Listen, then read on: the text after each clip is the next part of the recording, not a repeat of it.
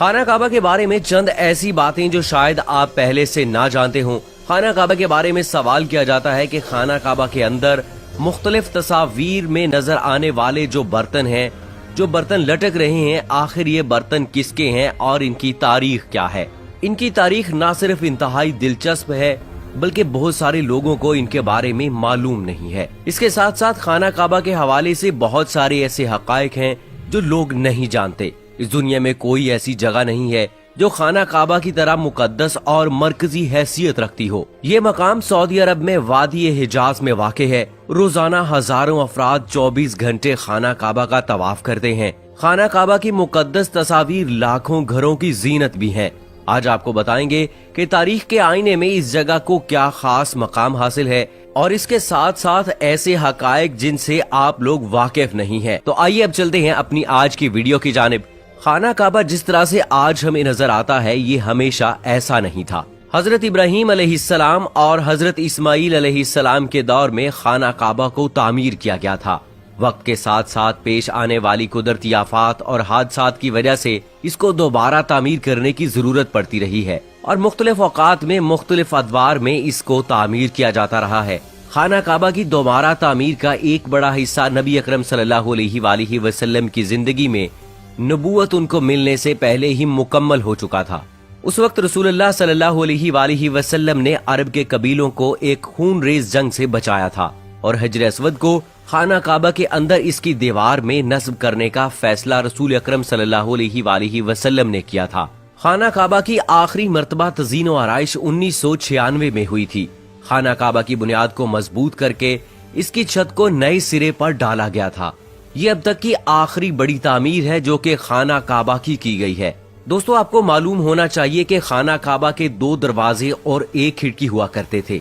दोबारा तामीर किए जाने से कबल खाना काबा का एक दरवाजा अंदर दाखिल होने के लिए और एक दरवाजा बाहर जाने के लिए इस्तेमाल होता था। एक जमाने तक खाना काबा में 1 खिड़की भी हुआ करती थी।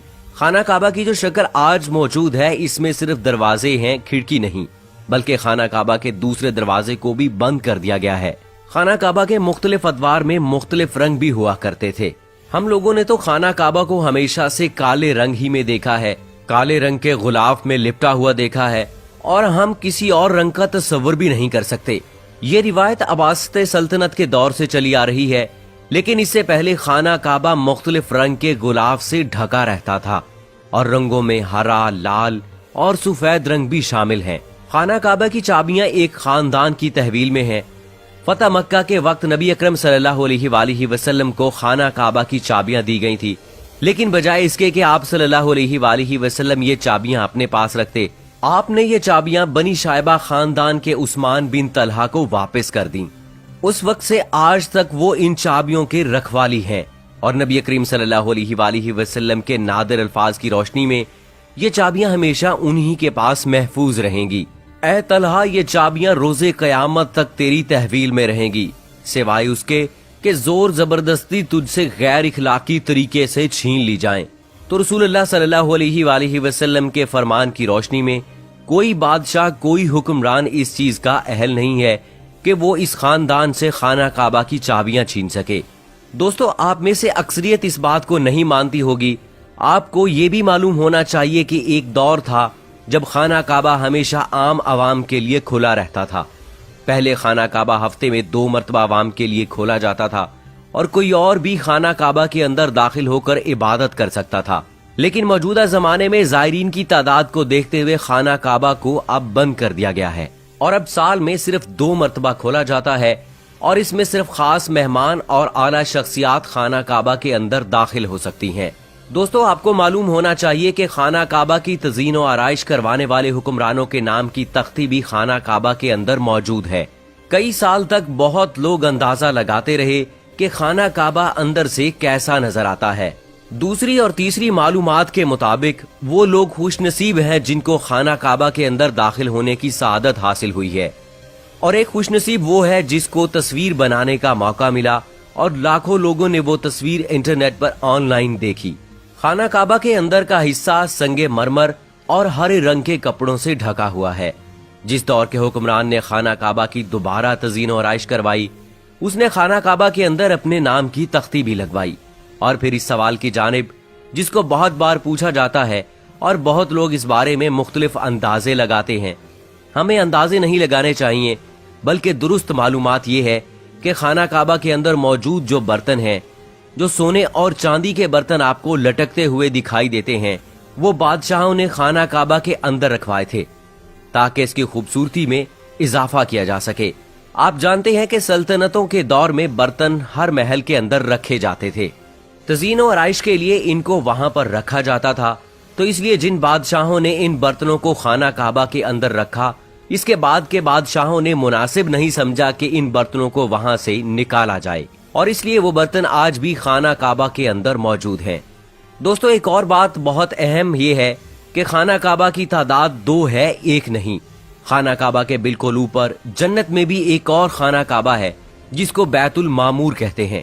اس کا اشارہ قرآن پاک میں بھی موجود ہے اور نبی کریم صلی اللہ علیہ وآلہ وسلم نے بھی اس بات کی نشاندہی کی ہے. اللہ کے نبی نے معراج کا واقعہ سناتے ہوئے کہ جب مجھے بیت المعمور یعنی اللہ کا گھر دکھایا گیا تو میں نے حضرت جبرائیل علیہ السلام سے پوچھا تو انہوں نے جواب دیا کہ یہ بیت المعمور ہے جہاں 70,000 فرشتے روزانہ اللہ کی عبادت کرتے ہیں، اور جب وہ یہاں سے جاتے ہیں تو واپس نہیں آتے بلکہ ہمیشہ ایک نیا دستہ آتا ہے، یعنی ایک فرشتے کو اس کے طواف کی ایک بار سعادت حاصل ہوتی ہے. دوستو، اسی طرح کہ آپ نے اس بات پر غور کیا ہے کہ حجر اسود چاندی کے سانچے میں گھرا رہتا ہے. کچھ لوگوں کا خیال ہے کہ حجر اسود کو حجاج بن یوسف کے ہاتھوں مارے گئے پتھر لگنے کی وجہ سے ٹوٹ گیا تھا جب اس نے حضرت عبداللہ بن زبیر رضی اللہ تعالی عنہ پر لشکر کشی کی تھی. کچھ ذرائع کے مطابق حجر اسود بحرین سے تعلق رکھنے والے اسحالی گروپ کے ہاتھوں ٹوٹ گیا تھا. ان لوگوں کا یہ خیال تھا کہ حج مبارک ایک توہین پرستی کا عمل ہے، اور اپنی بات کو ثابت کرنے کے لیے ان لوگوں نے 10,000 حجاج کو مار کر ان کی باقیات کو آب زمزم کے کنویں میں پھینک دیا تھا. یہ غیر انسانی عمل کافی نہیں ہے. یہ شیطان حجر اسود کو عرب کے مشرق میں لے گئے اور پھر عراق کے شہر کوفہ لے گئے جہاں اس کے عوض تاوان وصول کیا.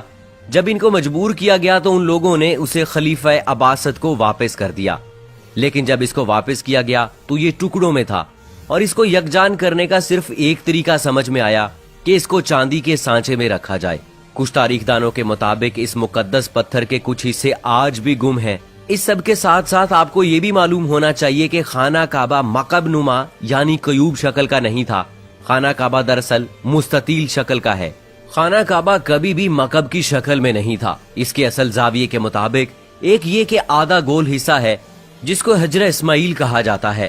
نبی کریم صلی اللہ علیہ وآلہ وسلم کو نبوت ملنے سے پہلے جب خانہ کعبہ کی دوبارہ تعمیر ہوئی تب قریش نے اس کی بات کی حامی بھری تھی کہ وہ حلال کمائی سے ہی اس کی تعمیر مکمل کریں گے. اس کا مطلب یہ ہے کہ جوئے، لوٹ مار، جسم فروشی اور سود جیسے حرام کاموں سے کمائے ہوئے پیسوں سے خانہ کعبہ کی تعمیر نہیں کی جائے گی. قریش اپنے امیر ترین تجارتی شہر میں ہونے کے باوجود اتنی رقم جمع کرنے میں ناکام ہو چکے تھے کہ خانہ کعبہ کی تعمیر اس کے اصل سائز اور رقبے کے حساب سے کر سکتے. انہوں نے خانہ کعبہ کی چھوٹی عمارت تعمیر کی اور اس کی دیواریں مٹی کی اینٹوں سے بنائیں جس کو حجر اسماعیل کہا جاتا ہے. حالانکہ اس کا حضرت اسماعیل علیہ السلام سے کوئی تعلق نہیں، جو کہ خانہ کعبہ کے حقیقی قطر کی جانب اشارہ کرتی تھی. خلیفہ عبداللہ بن زبیر کے دور حکومت میں چند سال کے مختصر وقفے میں خانہ کعبہ اپنی اصلی شکل میں موجود تھا، جس میں نبی اکرم صلی اللہ علیہ وآلہ وسلم نے اسے دیکھا تھا. حتیم کا حصہ خانہ کعبہ میں شامل نہیں ہے، اور خانہ کعبہ کا دروازہ اس سے اونچا کیوں ہے؟ اس جواب میں حدیث شریف کے اندر موجود ہے. حضرت عائشہ صدیقہ رضی اللہ تعالی عنہا فرماتی ہیں کہ میں نے رسول اللہ صلی اللہ علیہ وآلہ وسلم سے حتیم کے بارے میں جب سوال کیا تو آپ نے فرمایا جی ہاں، یہ بیت اللہ کا ہی حصہ ہے. حضرت عائشہ بیان کرتی ہیں کہ میں نے پوچھا پھر اسے بیت اللہ میں شامل کیوں نہیں کیا گیا؟ تو نبی کریم صلی اللہ علیہ وآلہ وسلم نے جواب دیا کہ تیری قوم کے پاس خرچے کے لیے رقم کم پڑ گئی تھی. میں نے دریافت کیا کہ بیت اللہ کا دروازہ اونچا کیوں ہے؟ تو نبی اکرم صلی اللہ علیہ وآلہ وسلم نے جواب دیا کہ تیری قوم نے اسے اونچا اس لیے رکھا تاکہ وہ جسے چاہے بیت اللہ میں داخل کرے اور جسے چاہے داخل نہ ہونے دے. اور اگر تیری قوم نئی مسلمان نہ ہوتی اور ان کے دل اس بات کو تسلیم سے انکار نہ کرتے تو میں اسے یعنی حتیم کو بیت اللہ میں شامل کر دیتا اور بیت اللہ کا دروازہ زمین کے برابر کر دیتا. تو دوستو خانہ کعبہ سے متعلق رسول اللہ صلی اللہ علیہ وآلہ وسلم کی اس حدیث مبارکہ سے بھی ہمیں انتہائی اہم معلومات ملتی ہیں۔ یہ ویڈیو علمی خزانوں سے بھرپور اس لیے تھی کہ اس میں خانہ کعبہ کے متعلق ایسے حقائق آپ کے سامنے پیش کیے گئے جو کہ اکثریت نہیں جانتی ہے۔ سو دوستو یہ تھی ہماری آج کی ویڈیو۔ آپ سے گزارش ہے کہ اگر آپ نے ابھی تک ہمارا چینل #سبسکرائب نہیں کیا تو ابھی سبسکرائب کریں اور ساتھ میں بیل آئیکن کو ضرور دبائیں تاکہ مستقبل میں اپلوڈ ہونے والی معلوماتی اور اسلامی ویڈیوز کا نوٹیفیکیشن آپ کو بر وقت مل سکے۔ کمنٹ باکس میں اپنی رائے کا اظہار ضرور کیجیے گا۔